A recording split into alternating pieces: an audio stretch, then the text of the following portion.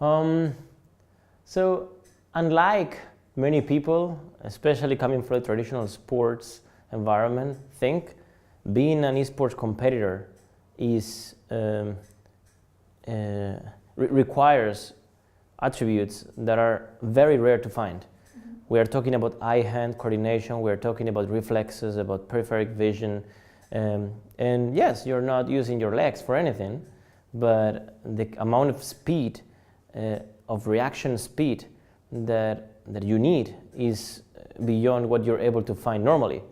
And also to develop that is also incredibly tough. Like you need to, if you play football, you can only play football for a number of hours before it becomes counterproductive for your body because it's exhausting.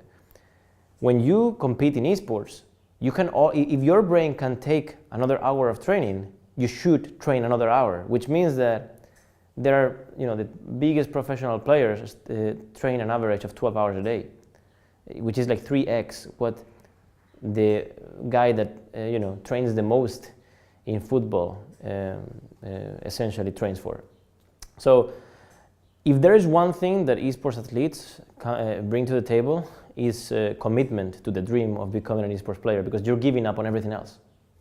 Games change relatively often, but there are a number of games that have been a common denominator in the last 10, 15 years, right? So there are games that stay there for a long time, and there are games that stay there for 2 years only, or 3 years only.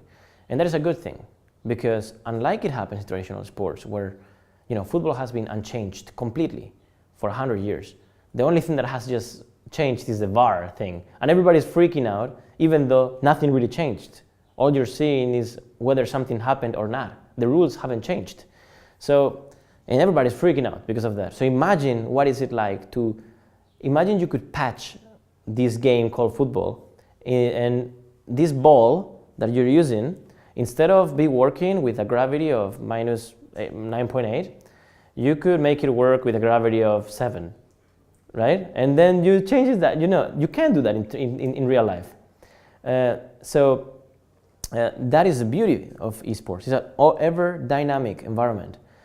And the game that today is relevant 10 years from now may not be, or may be. But if it is, believe me, it'll be much different than it is today, because every 3 weeks or 4 weeks, there's a new patch that changes the game. So at the end of the day, this is a business, and you want to have teams in those games which are the most relevant, or at least that you think will be relevant tomorrow. That would be the best case scenario, to pick up a team that is today in a game that is growing in popularity, but no one knows, and as a result, the salaries of those players are lower than they will be 6 months from now, because the game will be so popular. So then you have a 3-year deal with the world champions of a game that is a tier 5 game, played by 500,000 monthly active users, that 1 year after that, the salaries have multiplied by 10, and it's played by 5 million monthly active users. So again, times 10. That is the ideal case scenario. And we have a few of those. Our Rocket League team, for example, we bought them when they were the world champions, and Rocket League has become one of the largest esports today. And sometimes you have the safe bets, which are like Counter-Strike, League of Legends games that are already popular and that require a lot of investment. We're talking about millions and millions and millions of dollars a year. As a matter of fact, this long-term partnership with Riot Games, you gotta pay 12 million if you wanna get in, essentially. Plus the salaries of the is money, right? For Overwatch, I think it's 30 million now. Like it's money, right? A lot of money.